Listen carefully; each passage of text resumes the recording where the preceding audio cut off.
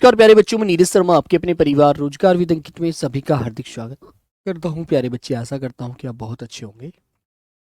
सभी प्यारे बच्चों को प्रणाम, सभी को नमस्ते, सभी को जय हिंद। मेरे प्यारे साथियों, गुड आफ्टरनून। सभी प्यारे बच्चों को नमस्ते, बहुत बहुत सारा प्यार प्यारे साथी। तो एक बार सब लोग जुड़ जाएंगे बेटा। तो हमारी एक गद्यांश की क्लास रह रही थी, जिसको मैंने आपसे बोला था कि मैं जरूर कराऊंगा। ठीक है, इस क्लास को और करते हैं। ठीक है बच्चों, चलिए। तो आप लोग एकदम बढ़िया हैं, एकदम मस्त हैं। अपनी बेटा प्रैक्टिस पर बहुत ज़्यादा ध्यान दीजिए, प्रैक्टिस ज़्यादा से ज़्यादा कीजिए, है ना। ये बात ध्यान रखना बस, प्रैक्टिस में कोई भी बच्चा पीछे मत रह जाना, है ना। वैसे आप टेंशन बिल्कुल मत लेना, सारी चीज़ें आपके पास ही होंगी, है ना। जतिन कुमार नमस्कार। चलिए बच्चे, तो आप लोग अच्छे हैं, बढ़िया हैं, एकदम मस्त हैं। सभी प्यारे बच्चों को प्रणाम, सभी को नमस्ते, सभी को जय हिंद। मेरे प्यारे साथी, एक बार सभी लोग आ जाएंगे भाई। चलिए बच्चे,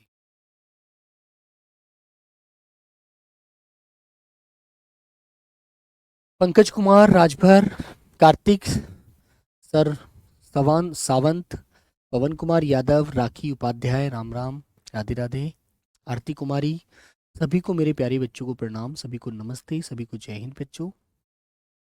चलो, तो एक बार सभी लोग जुड़ेंगे क्लास से।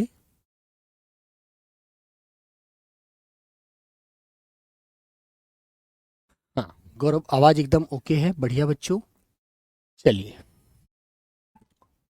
तो प्यारे साथी सब लोग देखो, गद्यांश को बहुत अच्छे से पढ़ेंगे और उस पर आधारित जो क्वेश्चन है उनको अच्छे से आंसर करेंगे। ठीक है ना, ठीक है मेरे बच्चों।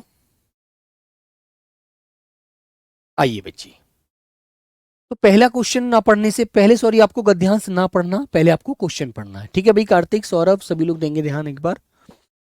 तो बेटा इसने कहा है, दूसरों को खुशी किस प्रकार दी जाती है। अब भाई हमें तो पता नहीं है किस प्रकार दी जाती है, वो तो हम पढ़कर ही बताएंगे उस गद्यांश में क्या बोला गया है। सकारात्मक दृष्टिकोण का क्या अर्थ है। ठीक है, नेक्स्ट क्वेश्चन मेरे बच्चों, खुशी पाने का क्या सोपान है। सोपान समझते हैं, सोपान का मतलब होता है बेटा सीढ़ी। क्या सीढ़ी है, ठीक है ना। नेक्स्ट क्वेश्चन मेरे प्यारे बच्चे, दौड़ में पिछड़ जाने का सकारात्मक पक्ष क्या है। दौड़ में पिछड़ जाने का सकारात्मक पक्ष क्या है, एक बार बताएंगे। गद्यांश का उचित शीर्षक बताइए क्या होगा। तो मेरे बच्चों 5 क्वेश्चन ऐसे आपको आधारित मिलेंगे। ठीक है, राम राम भाई पीयूष चौधरी। तो मेरे प्यारे साथी, इस बात को ध्यान से पढ़कर ही हम समझेंगे, अच्छे से बताएंगे। तो पहले हम इसकी पंक्तियों को पढ़ते हैं, बहुत अच्छे से आपको ध्यान रखना है ना। हाँ बेटा, शुभम सिंह कल क्लास क्यों नहीं हुई थी। बेटा पेपर हिमांशु गोले काले करने होते हैं, आजकल लिखने वाले पेपर नहीं होता आप लोगों का, है ना। सर आज आप जा रहे हो ना। अमित, कहाँ जाना है बेटा। हाँ लास्ट क्लास है सौरभ गुर्जर आज, बिल्कुल बेटा। तो पढ़िए बच्चों, कहते हैं, कहा जाता है कि कोई भी चीज बांटने से बढ़ती है। जितना आप शिक्षा को बांटेंगे, जितना आप ज्ञान बांटेंगे, उतना ही ज्ञान बढ़ेगा। ठीक है, बांटने से बढ़ती है। उसी प्रकार खुशियों को बांटना भी खुशी पाने का ही एक सोपान है, एक सीढ़ी है। यदि आप किसी को खुश रखते हैं तो भगवान आपको खुश रखेगा, ऊपर वाला आपको खुश रखेगा, ये कुदरती बात है मेरे दोस्त। ठीक है, सूरज, मैंने पहले ही बताया था कि जनवरी में होगा फिजिकल। हाँ बेटा, अभी कोई डेट नहीं है। जैसे ज्ञान देने से कभी नहीं घटता, वैसे ही खुशियां बांटने से बढ़ती हैं। दूसरे की खुशी, दूसरों को खुशी देना भी अपने खुशी के खजाने को बढ़ाने जैसा है। दूसरों को खुशियां कई प्रकार से दी जा सकती हैं। ठीक है बच्चों। हाँ, प्रैक्टिस सेट बेटा सारस्वत भोजपाल जी, मैं रोजगार डिफेंस चैनल पर डेली 12 बजे फिजिक आपका प्रैक्टिस सेट करा रहा हूं, वहां पर आप आइएगा। ठीक है, उनकी भावनाओं का आदर कर, सहानुभूति रखकर, मदद करके या फिर उनके सुख दुख में सहभागी बनकर किसी बूढ़े व्यक्ति को सड़क पार कराना, बीमारी में सेवा करना, अपनी वस्तुओं को बांटना, दूसरों के सुख दुख में साथ देने आदि खुशी पाने के उदाहरण हैं। ठीक है ना। पर यह सच है कि खुशियां बांटने से बढ़ती हैं।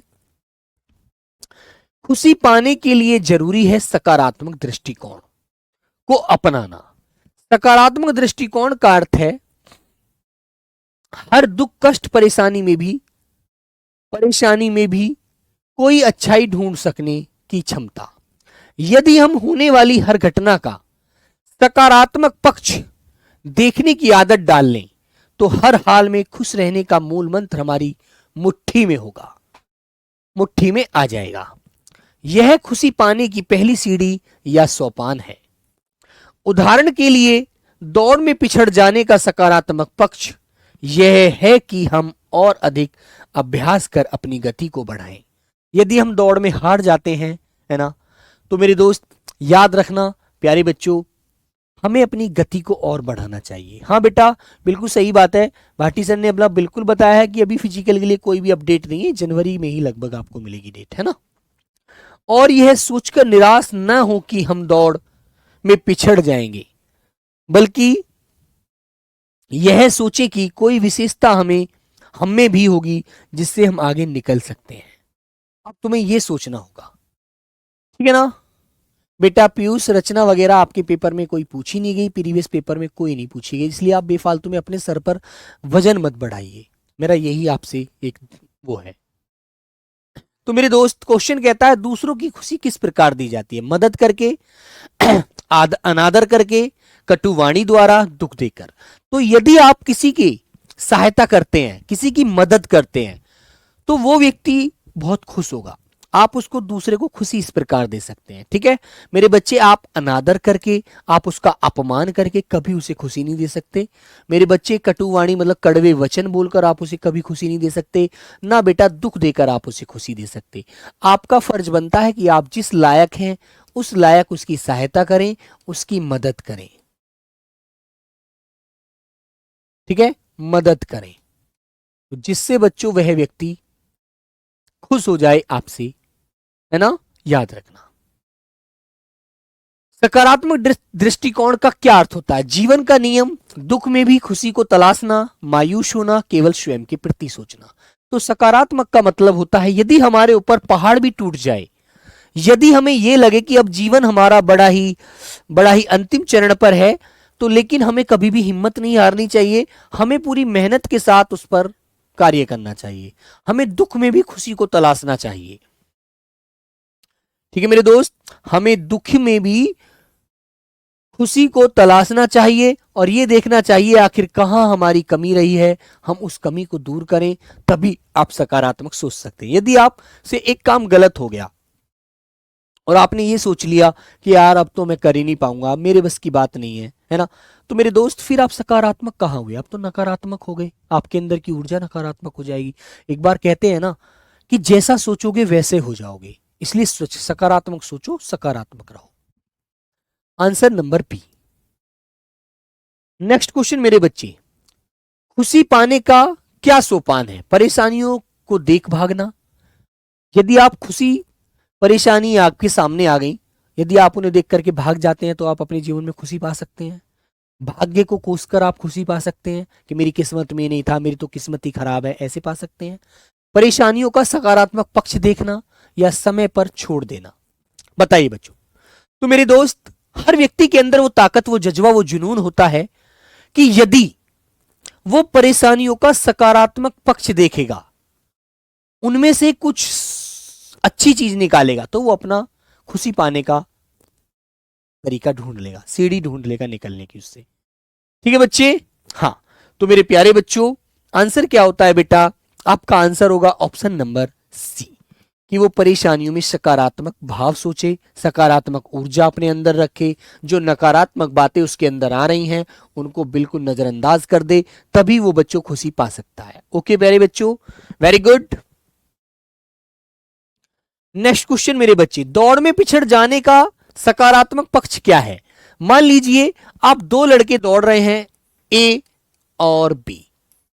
तो बेटा ए तो आगे चल रहा है आपसे, बी पीछे चल रहा है ना। तो ये बी पिछड़ रहा है, तो इसके अंदर वो क्या चीज होनी चाहिए, क्या पक्ष होना चाहिए जिससे ये भी जीत पाए? पुनः अभ्यास करना, अपनी कमजोरियों को समझना, हार नहीं मानना, उक्त तीनों। तो मेरे दोस्त, यदि हम किसी एक दौड़ में हार जाते हैं, ठीक है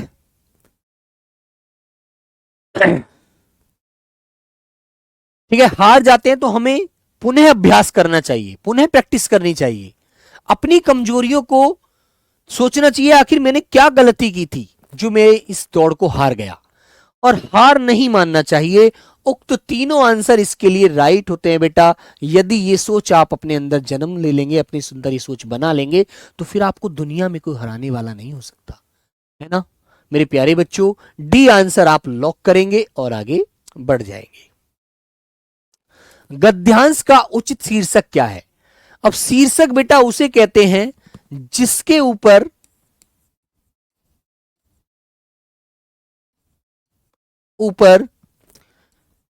सारी गद्यांश की बातें निर्भर करती हैं,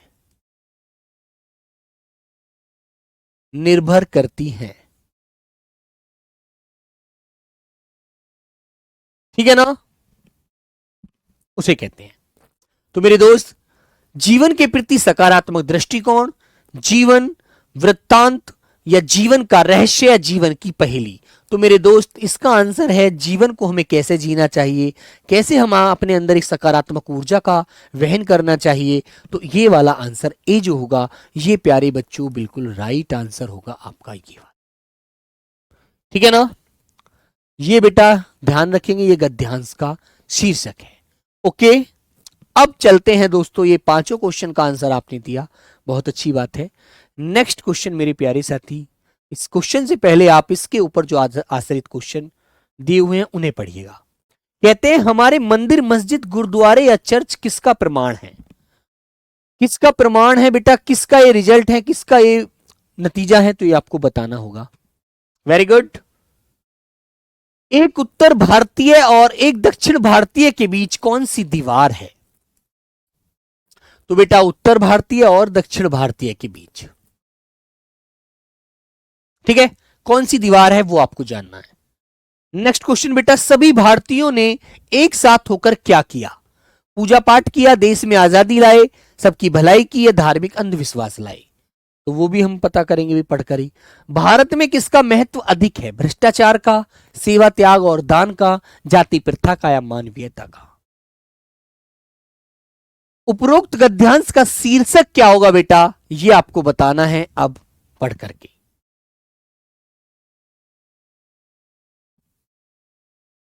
आइए बच्चों, तो कहते हैं हमारी एकता सबसे बड़ी शक्ति है। यदि हम सब लोग एक साथ नहीं रहेंगे तो मेरे दोस्त कोई भी हम पर वार कर लेगा, कोई भी दुश्मन हम पर वार करके चला जाएगा, है ना। तो एक एक करके वो सबको ऐसे ही चोटिल करता रहेगा। तो इसलिए हमारे अंदर सबसे पहले एकजुटता होनी चाहिए, एकता होनी चाहिए, ठीक है। चाहे उत्तर या दक्षिण, चाहे जहां भी चले जाइए, आपको जगह जगह एक ही संस्कृति के मंदिर, मस्जिद, गुरुद्वारे और चर्च दिखाई देंगे। ये बात बिल्कुल सही है बेटा, मंदिर, मस्जिद, गुरुद्वारे, चर्च दिखाई देंगे।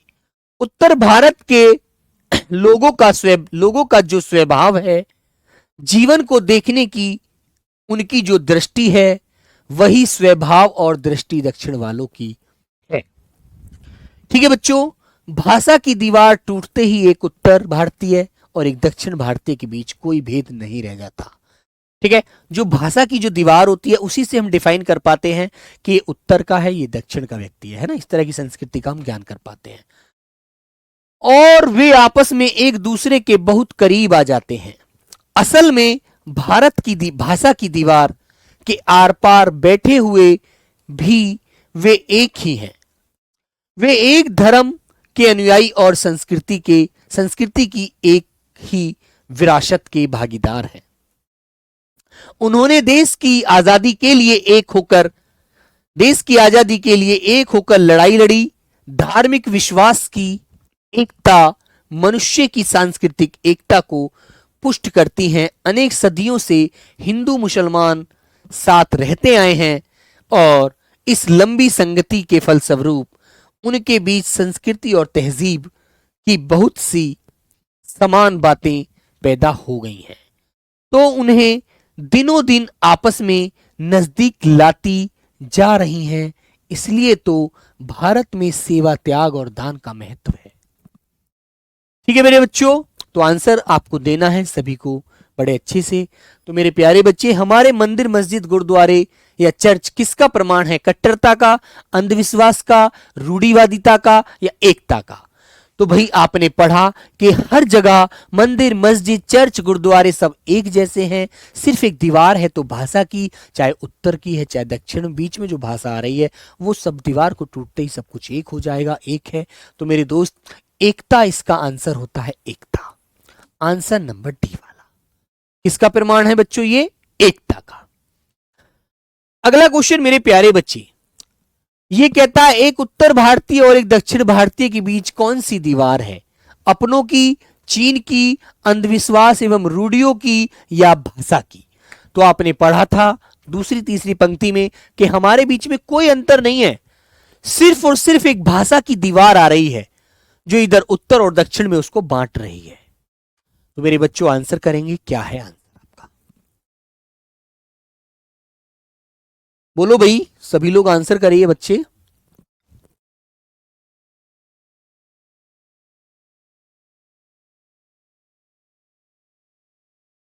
तो बच्चों आपका आंसर आएगा बेटा, भाषा की दीवार है।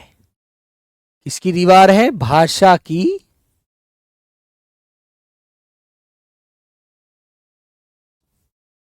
दीवार है और कुछ भी नहीं है। तो डी आंसर बच्चों आपको लॉक करना है।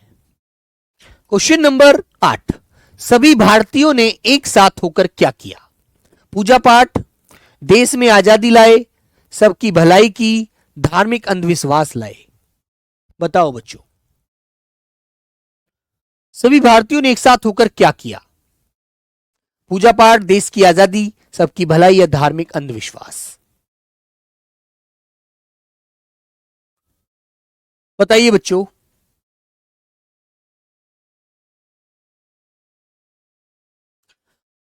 बोलो भाई, क्वेश्चन क्या होगा बेटा आपका?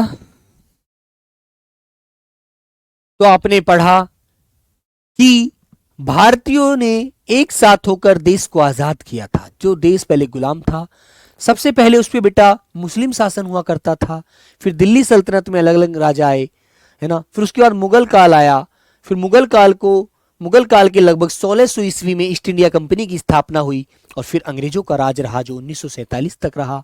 फिर 1947 में देश आजाद हुआ। तो मेरे प्यारे बच्चे, ऑप्शन नंबर बी हमारा राइट होगा, आजादी लाई। नेक्स्ट क्वेश्चन, भारत में किसका महत्व अधिक है? भ्रष्टाचार का, सेवा त्याग और दान का, जाति प्रथा का या मानवीयता का? बताइए बच्चों, भारत में किस चीज का महत्व सबसे ज्यादा है? वो आपके सामने आंसर है। बताइए मेरे प्यारे दोस्त, बताओ बच्चों, किसका महत्व सबसे ज्यादा है? तो बेटा भ्रष्टाचार का महत्व सबसे ज्यादा भारत में? नहीं भाई, किसी ने भी नहीं पढ़ा होगा, है ना। मानवीयता का? बेटा मानवीयता शब्द नहीं आएगा। जाति प्रथा का? नहीं। सेवा त्याग दान का, जिसके लिए बी आंसर आपको राइट करना है बेटा, राइट। ठीक है,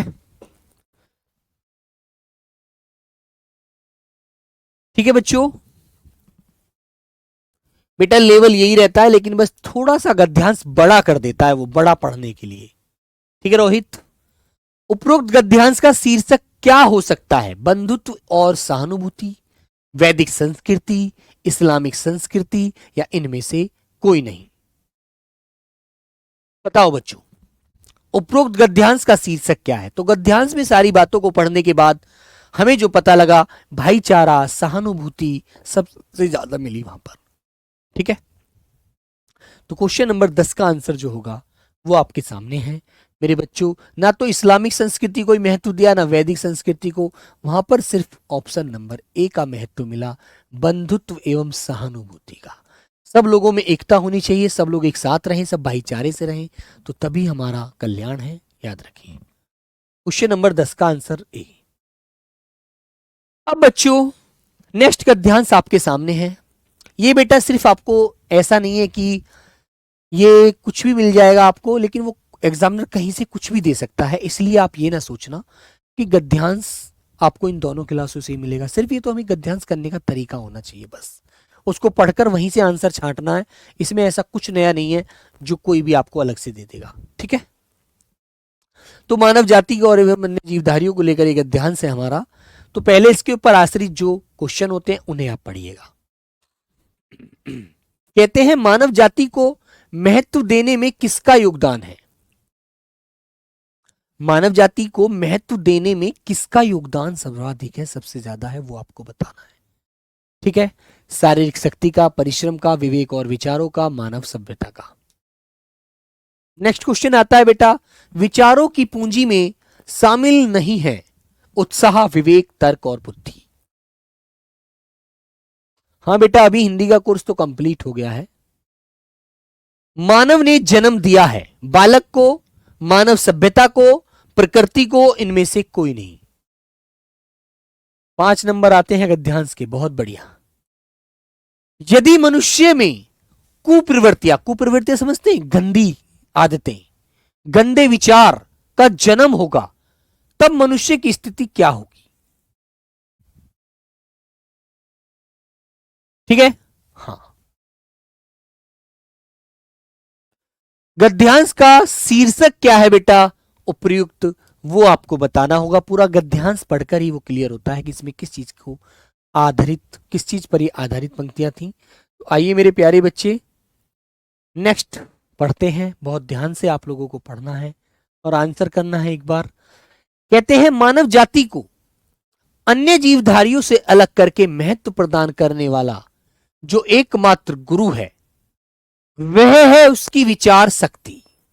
यदि आपके विचार अच्छे होंगे तो आप बहुत अच्छे से अपना कार्य कर सकते हैं, बहुत अच्छे से अपना व्यवहार कर सकते हैं, है ना।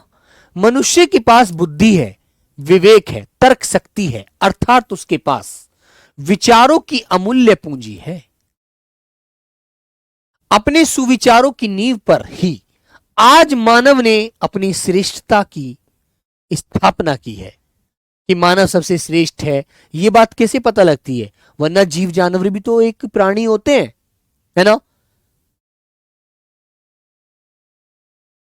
ठीक है दोस्त, हाँ बेटा, मॉक टेस्ट ऐप पर ही लगाया करो, रोजगार विद अंकित पर, याद रखिएगा, ठीक है। नहीं सन्नी बेटा, इसमें यूपीएसआई के लिए सारी हिंदी नहीं पढ़ी, अभी बहुत सारी हिंदी है जो आपका रचना वचना है जो वो रह गई है, वो आपको यहां से अलग से पढ़नी पड़ेंगी। और मानव सभ्यता का विशाल महल खड़ा किया है, यही कारण है कि विचारशील मनुष्य के पास जब सुविचारों का अभाव रहता है, उसका वह शून्य मानव कुविचारों से ग्रस्त होकर एक प्रकार से शैतान के वशीभूत हो जाता है। ठीक है, जब व्यक्ति के अंदर गंदे विचार होंगे, गंदी सोच होगी, तो वो आदमी थोड़ी, वो तो शैतान हो जाएगा यार।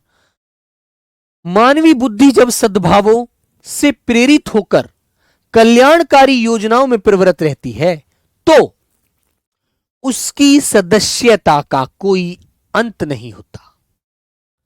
किंतु जब वहां कुविचार अपना घर बना लेते हैं, तो उसकी पाश्विक प्रवृत्तियां उस पर हावी उठती हैं।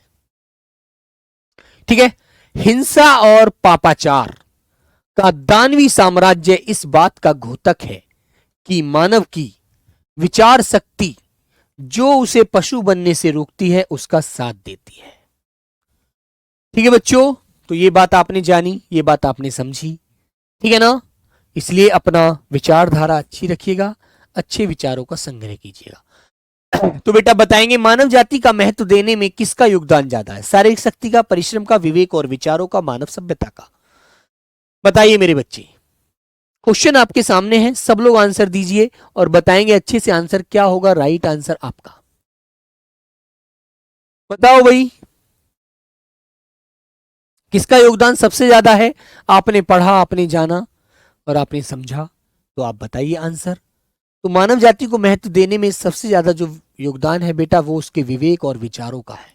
यदि विवेक से काम लेगा, बुद्धि से काम लेगा, अच्छे विचारों को व्यक्त करेगा, तो उसकी मानवता नजर आएगी, उसको लोग अच्छा मानव जाति का दर्जा देंगे। वरना जीव भी जी रहे हैं, जानवर भी है, पशु भी है, बहुत है यार, है ना। मानव को ही सर्वश्रेष्ठ क्यों बताया है? क्योंकि बेटा सबसे ज्यादा बुद्धि मानव को दी है भगवान ने, है ना। याद रखेंगे आप लोग।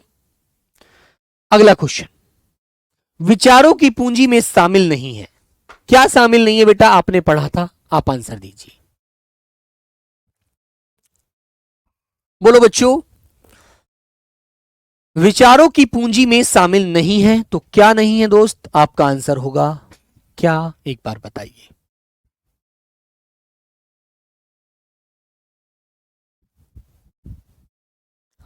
बोलो बच्चों, क्वेश्चन नंबर 12 का आंसर दीजिए।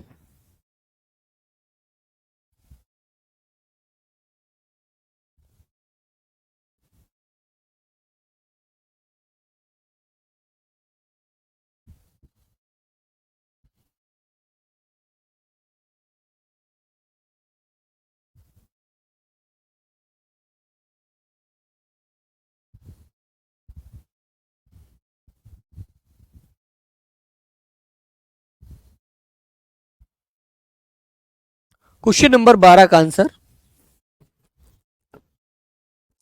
तो भाई आपने पढ़ा, बुद्धि का भी बेटा शामिल किया गया है ऐसे चारों में, तर्क को भी और विवेक को भी, लेकिन उत्साह को शामिल नहीं किया गया। उत्साह को शामिल नहीं किया गया। ठीक है बेटा, बिल्कुल सही बात है। मानव दानव लालची हो गया है, बिल्कुल सही बात है। मानव ने जन्म दिया है बालक को, मानव सभ्यता को, प्रकृति को, इनमें से कोई नहीं। मानव ने जन्म किसको दिया है? बताइए, आपका आंसर क्या होगा? बताइए बच्चों, मानव ने जो जन्म दिया है वो किसको दिया है? एक बार बताइए। सब लोग आंसर करिए भाई। क्वेश्चन नंबर 13 का आंसर,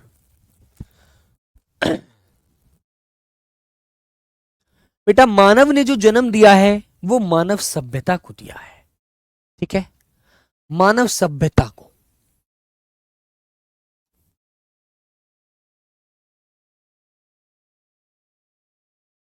यदि मनुष्य में कुप्रवृत्तियां, कुविचारों का जन्म होगा, तब मनुष्य की स्थिति होगी राजा के समान, सज्जन के समान, पशु के समान, इनमें से कोई नहीं। बताइए मेरे बच्चे।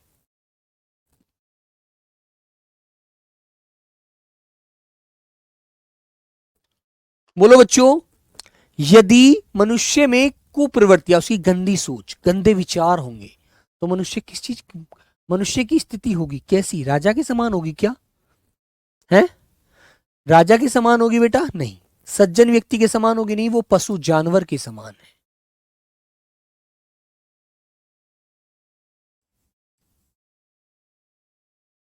जानवर के समान, है ना? किसके समान होगी बेटा? जानवर के समान होगा वो व्यक्ति। सी आंसर लॉक कर दीजिए। नेक्स्ट क्वेश्चन मेरे बच्चों, नंबर 15। गद्यांश का उपयुक्त शीर्षक है, कौन है?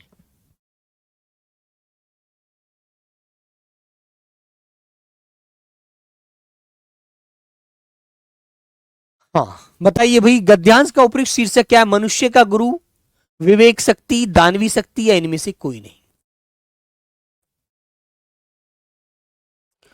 तो बेटा जो सारी बात इसमें आई है मद्देनजर रख करके, वो आई है आदमी का विवेक।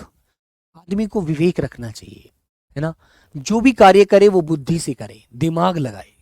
उसे पता होना चाहिए कि तुम एक मानव हो, तुम्हारे हाथ से कोई भी कार्य होना गलत है ना? यदि तुम मानव जाति हो, मानव धर्म में तुम रह रहे हो, तो तुम्हारे हाथ से गलत काम कोई नहीं होना चाहिए। ये उस व्यक्ति को सोच करके कार्य करना चाहिए। ठीक है मेरे प्यारे साथी, तो आंसर क्या हो जाएगा आपका? मेरे बच्चों सब लोग क्वेश्चन 15 का आंसर करिएगा, फिर आगे चलते हैं। जल्दी से बताइए एक बार। आज वाले प्रैक्टिस सेट में विनीत कुमार 20 में से 20 आए हैं। अच्छा, बहुत बढ़िया बात है। तो भाई सब लोग 12 बजे, 12 PM बेटा रोजगार with Ankit RWA defence channel पर मिला करो। RWA डिफेंस चैनल, ठीक है ना? तो मेरे दोस्त आंसर हो जाएगा बेटा विवेक शक्ति। बी आंसर आपका राइट होता है। ठीक है, अब बेटा नेक्स्ट क्वेश्चन की तरफ चलते हैं। खनन को लेकर क्वेश्चन है। तो ये कहता है भूमि का निम्नीकरण के क्या क्या कारण बताए गए हैं? है ना। नेक्स्ट क्वेश्चन, राज्यों में वन उन्मूलन, वनों को जो उखाड़ा फेंका जा रहा है, वनों को समाप्त किया जा रहा है, क्या कारण है उनके? भूमि निम्नीकरण से बचने की क्या तरीके हैं, ये पूछा है फिर इन्होंने हमसे। कौन कौन से राज्य में वन उन्मूलन के लिए, कौन कौन से राज्य वन उन्मूलन के लिए उत्तरदायी हैं? ठीक है बच्चों, गद्यांश का उचित शीर्षक बताइए बेटा क्या होगा। तो ये 5 क्वेश्चन इस पर आधारित हैं।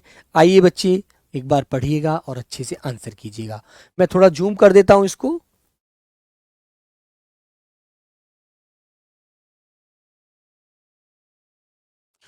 चलिए,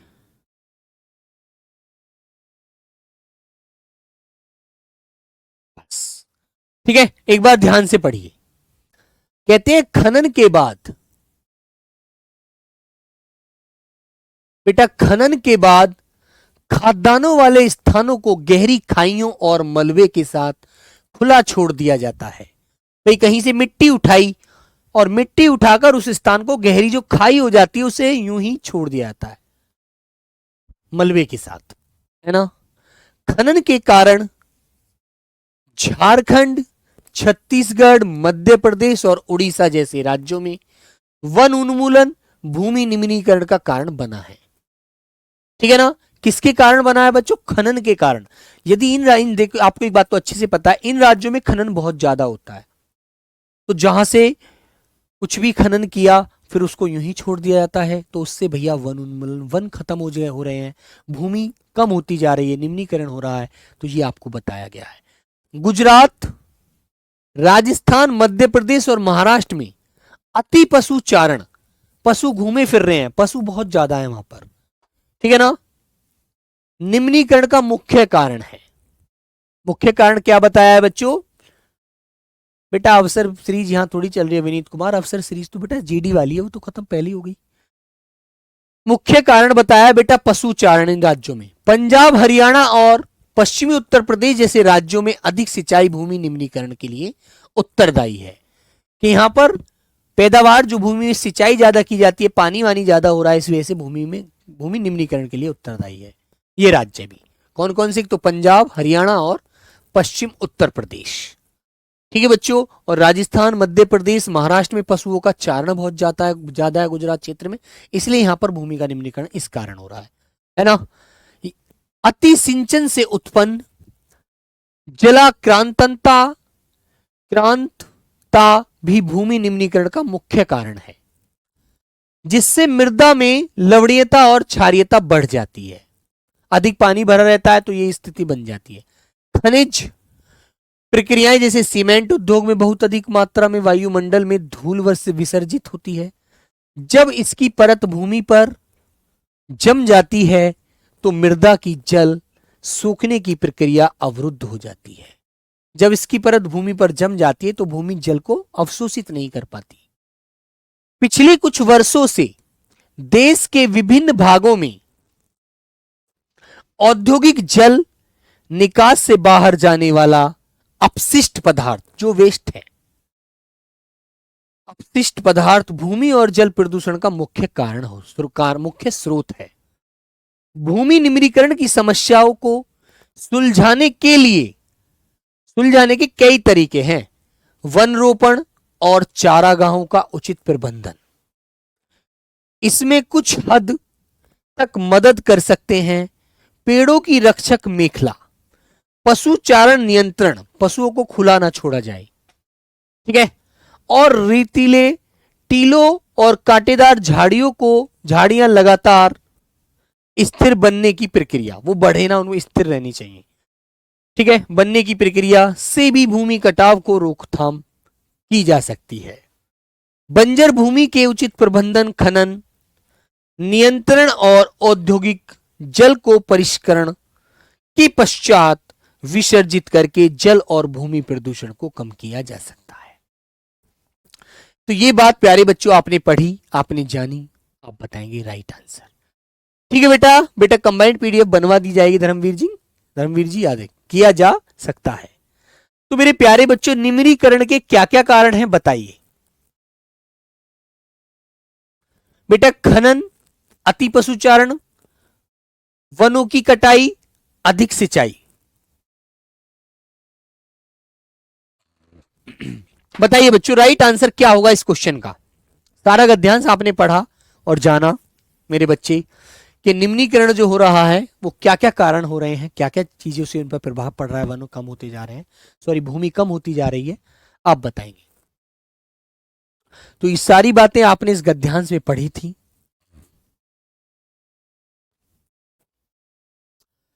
ठीक है भाई,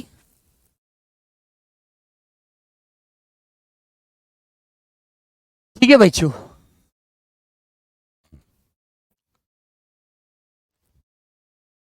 क्वेश्चन नंबर 16 आपके सामने है, आंसर दीजिए।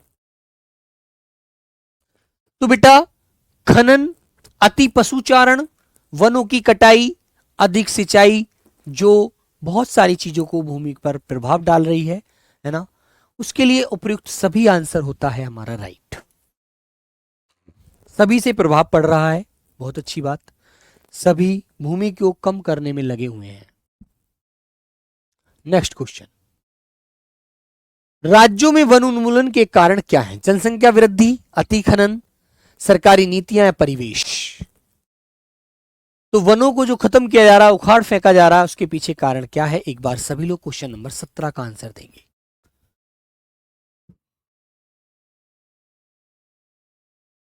बोलो भाई, सब लोग आंसर कीजिए। तो बेटा देखो, जनसंख्या वृद्धि का कोई मतलब नहीं है वन उन्मूलन से, सरकारी नीतियों का नहीं है, परिवेश का नहीं है। खनन, अति ज्यादा जो खनन किया जा रहा है वही नुकसानदायक है। ज्यादा खनन जो है वो नुकसानदायक है, वही प्रकृति को नष्ट कर रहा है। भूमि निम्नीकरण से बचने के क्या तरीके हैं? पेड़ों की कटाई से भूमि का निम्नीकरण निम्नीकरण किया जा सकता है। पशुचारण से, वनारोपण से, या चारागाहों के उचित प्रबंध से। क्वेश्चन नंबर 18 का आंसर दीजिए। बोलो प्यारे बच्चे, क्वेश्चन नंबर 18 का आंसर मेरे दोस्त क्या होगा? एक बार सब लोग बताएंगे। महिपाल जाटव, सब लोग बताइए बेटा। संजय चौधरी, हिमांशु शर्मा, अति खनन, सूर्या। क्वेश्चन नंबर 18 का आंसर क्या होगा मेरे भाई, ये बताइए। बोलो बच्चों, क्वेश्चन नंबर 18 का आंसर।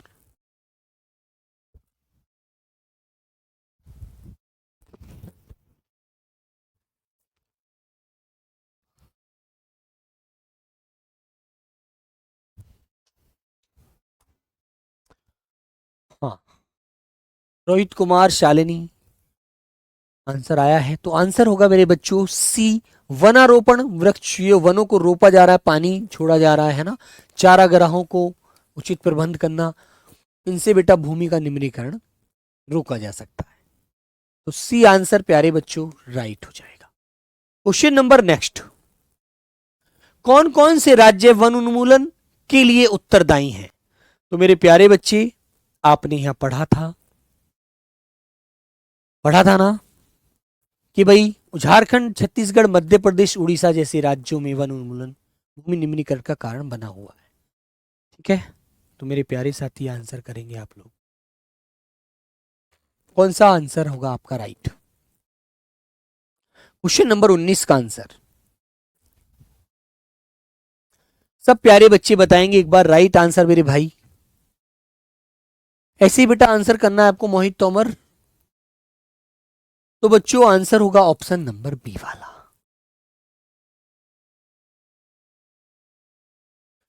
ठीक है भाई, नेक्स्ट क्वेश्चन मेरे प्यारे बच्चे, गद्यांश का उचित शीर्षक क्या है जिसके ऊपर ये सारी बातें हमने पढ़ी, हमने जानी? तो ये किस बात को लेकर के इसमें सारी विवेचना की गई है, गद्यांश में सारी बातों पर एक नजर डाली गई है, वो मुख्य कारण आप बताएंगे एक बार मुझे राइट। तो मेरे बच्चों, गद्यांश का उचित शीर्षक है भूमि निम्नीकरण की समस्या। आखिर भूमि निम्नीकरण क्यों हो रहा है, वनों को क्यों काटा जा रहा है, खनन कितना प्रभावित हो रहा है? ठीक है मेरे बच्चे, तो ये बेटा आपको ध्यान रखना है। ठीक है मेरे भाई, आप अच्छे से ध्यान रखेंगे, अच्छे से सारी चीजों को समझ के रहेंगे। अब बच्चों हम एक अंतिम गद्यांश, इसका आंसर देखो सभी को मुझे देखना, मुझको देना है एक बार राइट आंसर अपनी तरफ से, है ना। चलो तो सब लोग भाई तैयार हैं। क्वेश्चन नंबर 21 आपके सामने है। साफ रात्रि में आकाश में क्या दिखाई देता है? अब हमें क्या दिखाई देता है वो बताना पड़ेगा भाई। इसमें से तारे व ग्रह दिखाई देते हैं, केवल तारे या पक्षी, आकाश गंगा, जो भी दिखता है वो बताना। इस गद्यांश में किस वैज्ञानिक तथ्य का उल्लेख किया गया है? परिक्रमा का, परिभ्रमण का, दैनिक गति का, या गुरुत्वाकर्षण शक्ति का? हम तारों को चलते हुए क्यों नहीं गिन सकते?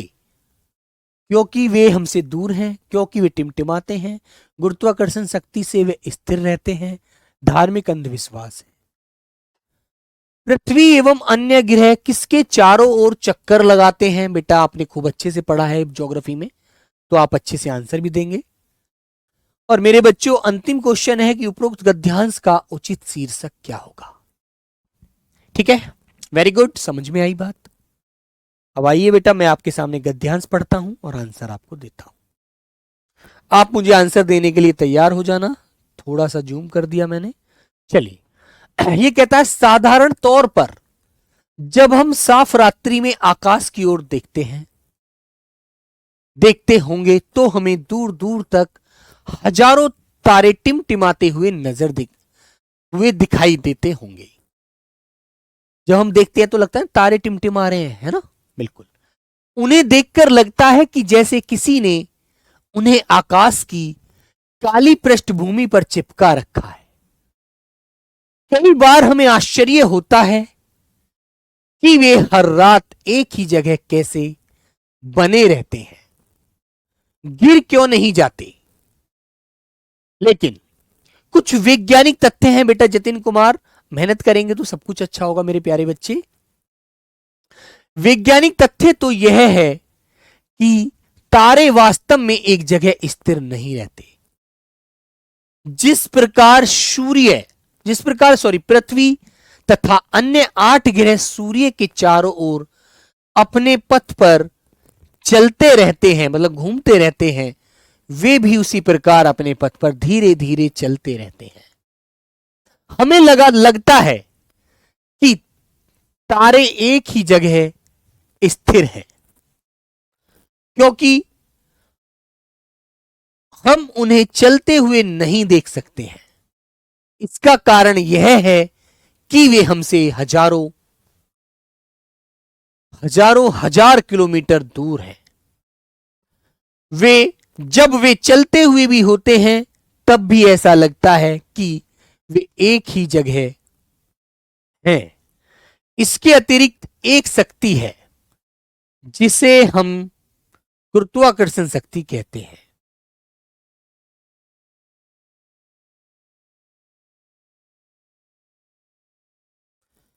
जिसके कारण चलते समय में भी तारे अपने पथ पर बने रहते हैं, वह उनको एक दूसरे से टकराने से भी बचाती हैं। ठीक है बच्चों, तो प्यारे साथी आपने गद्यांश पढ़ा, आपने जाना। अब बेटा इसके ऊपर आश्रित जो क्वेश्चन है उनका आंसर आप देंगे। साफ रात्रि में आकाश में क्या दिखाई देता है, एक बार बताइए बच्चों। बोलो भी क्या दिखाई देता है साफ रात्रि में भी? तारे एवं ग्रह दिखाई देते हैं, केवल तारे दिखाई देते हैं, पक्षी दिखाई देता है, आकाश गंगा। बताओ बच्चों, सोचकर आंसर दीजिए। बहुत अच्छे से आपने जो गद्यांश में पढ़ा है वही आंसर लगाओ अपनी तरफ से, नया आंसर थोड़ी देना है। ठीक है, तारे व ग्रह, केवल तारे, पक्षी, या बेटा आकाश गंगा?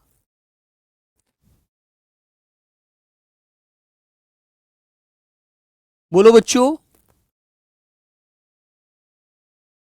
सब लोगों को आंसर आना चाहिए भाई। बताइए मेरे भाई। तो मेरे प्यारे बच्चे, सारी चीजों को पढ़ने के बाद आपने देखा कि हमें आकाश में क्या दिखाई देते हैं? ग्रह नहीं दिखाई देते, केवल तारे दिखाई देते हैं। केवल तारे दिखाई देते हैं बेटा। हमें लगता है कि हमारे साथ चल रहे हैं, है ना, लेकिन वैज्ञानिक तथ्य कहते हैं कि साथ रुके हुए हैं।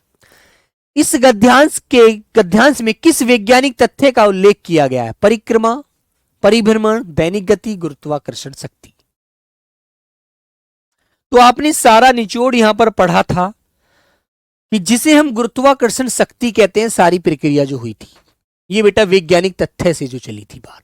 यहां से जब आपने गद्यांश पढ़ना शुरू किया था तो आपका सारी बात का निष्कर्ष निकला था कि आप गुरुत्वाकर्षण शक्ति कहते हैं इनको, जो वैज्ञानिकों का मत था। ठीक है, बात समझ में आई? ठीक है बच्चों, तो प्यारे बच्चे इस बात को बेटा आप लोग याद रखना अच्छे से, है ना। चलिए क्वेश्चन नंबर 23, हम तारों को चलते हुए क्यों नहीं देख सकते? क्योंकि वे हमसे दूर हैं, क्योंकि वे टिमटिमाते हैं, गुरुत्वाकर्षण शक्ति से वे स्थिर रहते हैं, या धार्मिक अंधविश्वास है। तो मेरे बच्चों आपने इस बात को यहां पर पढ़ा था कि वैज्ञानिक तथ्य तो यह है कि तारे वास्तव में स्थिर नहीं रहते। जिस प्रकार पृथ्वी व अन्य 8 ग्रह सूर्य के चक्कर लगाते रहते हैं, पथ पर चलते रहते हैं, उसी प्रकार तारे भी अपने पथ पर चलते रहते हैं। हमें लगता है कि तारे एक ही जगह स्थिर हैं क्योंकि हम उन्हें चलते हुए नहीं देख सकते। इसका कारण यह है कि वे हमसे हजारों हजार किलोमीटर दूर हैं। जब वे चलते हुए भी होते हैं तब भी ऐसा लगता है कि वे एक ही जगह हैं। इसके अतिरिक्त एक शक्ति है जिसे हम गुरुत्वाकर्षण शक्ति कहते हैं। ठीक है, तो मेरे बच्चों ये बेटा इस क्वेश्चन का आंसर यहां से निकालिए। आप लोग बताइए, हम तारों को क्यों नहीं देख सकते? क्योंकि वे हमसे दूर हैं, क्योंकि वे टिमटिमाते हैं, गुरुत्वाकर्षण शक्ति से वे स्थिर रहते हैं, या धार्मिक अंधविश्वास है। तो मेरे बच्चों आपने यहां जाना था कि इसका कारण यह है कि वे हमसे हजारों किलोमीटर दूर हैं, इसलिए यहां से इस क्वेश्चन का आंसर हो जाएगा ऑप्शन नंबर ए वाला। ठीक है, वेरी गुड। नेक्स्ट क्वेश्चन बच्चों आज की क्लास का, पृथ्वी एवं अन्य ग्रह किसके चारों ओर चक्कर लगाते हैं? बताइए मेरे बच्चे, बोलो भाई सब लोग।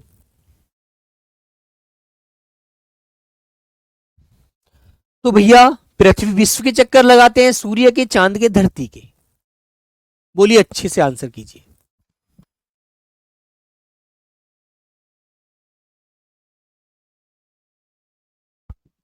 ठीक है भाई, तो आंसर क्या होगा बेटा 24 का? बेटा पंकज राजभर क्वेश्चन नंबर 24 का आंसर दीजिए।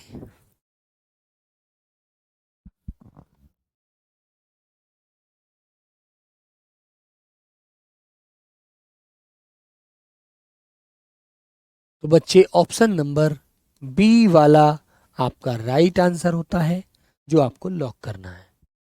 ठीक है,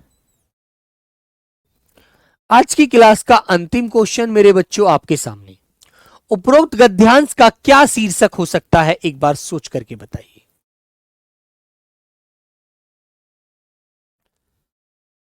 बोलो भाई सब लोग।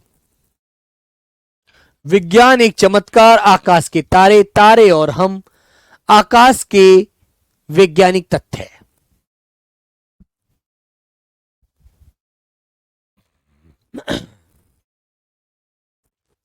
उपरोक्त गद्यांश का बेटा क्या शीर्षक हो सकता है जिसके ऊपर ये सारी चीजें हमने देखी?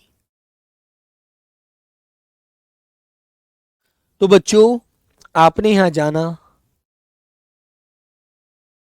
कि इसमें साधारण तौर पर हम साफ रात्रि में आकाश की ओर देखते हैं तो हमें दूर दूर तक हजारों तारे टिमटिमाते नजर आते हैं, है ना। तो बेटा इसमें जो हमने डिस्कस किया है अपने आप को मद्देनजर रखते हुए और तारों को लेकर किया है, और उसमें फिर अपना जो तथ्य दिए हैं वैज्ञानिक तथ्य, वो अलग चीज है। लेकिन बेटा इसका जो शीर्षक हो सकता है वो हम देखेंगे। तो मेरे बच्चे तारे और हम, लेकिन फिर यदि एक बात सोचें, इसका जो शीर्षक निकालेंगे जिसके ऊपर सारी बात आश्रित हुई है वो आकाश के वैज्ञानिक तथ्य होंगे। आकाश के वैज्ञानिक तथ्य। डी आंसर लॉक करना, क्योंकि आकाश के तथ्य, वैज्ञानिक तथ्य जो है कि हमें ऐसे चलता हुआ नजर नहीं आता, हमें रुका हुआ नजर आता है, उन सारी बातों को देखेंगे तो आंसर नंबर डी वाला लॉक होता है। ठीक है, तो प्यारे बच्चे, आज की क्लास बेटा ये हमारी अंतिम क्लास है। तो सभी प्यारे बच्चों से मेरी एक गुहार है कि कल बेटा, सॉरी मंडे से, सोमवार से सभी लोग 12 PM RWA डिफेंस चैनल पर मिलेंगे मेरे बच्चों। ठीक है, रोजगार डिफेंस चैनल पर। ठीक है मेरे प्यारे बच्चों, और बेटा अपनी पढ़ाई को करते रहेंगे और एकदम जबरदस्त अंदाज में हम रिजल्ट लेकर रहेंगे, बिल्कुल। ठीक है, okay, bye bye, take care, love you प्यारे दोस्त, जय हिंद, जय भारत। ठीक है।